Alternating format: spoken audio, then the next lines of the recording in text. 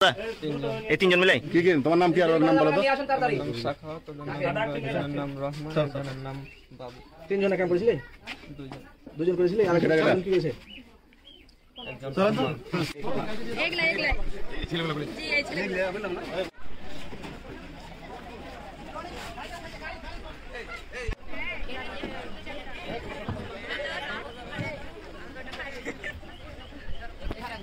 এই তোমরা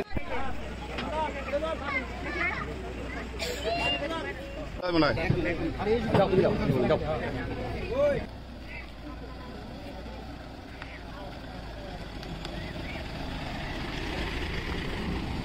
কিন্তু মেয়েটা ঢোঁড়াঢুঁড়ি করছে, ঢুঁড়ে পাইছে না, এরকম দোকান সামুখ খাবেন না, আর গেলে পালিয়ে মাঠের দিয়ে অনেক মাঠে ঢুঁড়েছে, ঢুঁড়ার পর তোমার চিন্তা ছিল এরকম দেখে তোমার ছিয়া পালিয়ে গেছে, ভোর ধরা হয়েছে।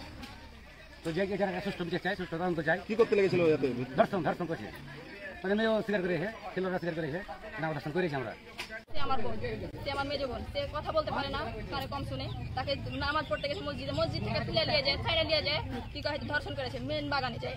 আমরা এখানে মানে আমার আম্মা সব বাড়ি ঘর সব ঘুরতে পাইনি, ঘুরে পাইনি। তো আমার ওই এক চাচাকে বললো যে ভাই আপনি একটু দেখেন তো বাগানের দিকে যায়। আমার চাচা বসেছিল, বসে থেকে দুইটা ছেলে এদিকে চলে গেল।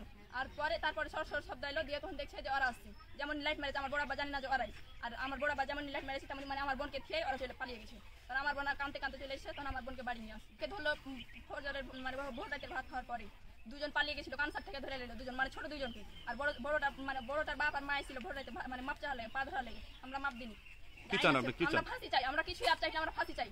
মানে যেটা বড়, যেটা মেন, সেটা নাম সাক্ষত, তারপরে রহমান, তারপরে বাবু। মানে যে রহমান আর সাক্ষত এই দুজনে এই কাজ করেছে। আপনারা ছোট ভাবিয়েন না ওরাকে। মোট জড়িত কয়জন? তিনজন ওকে নিয়ে গেছে।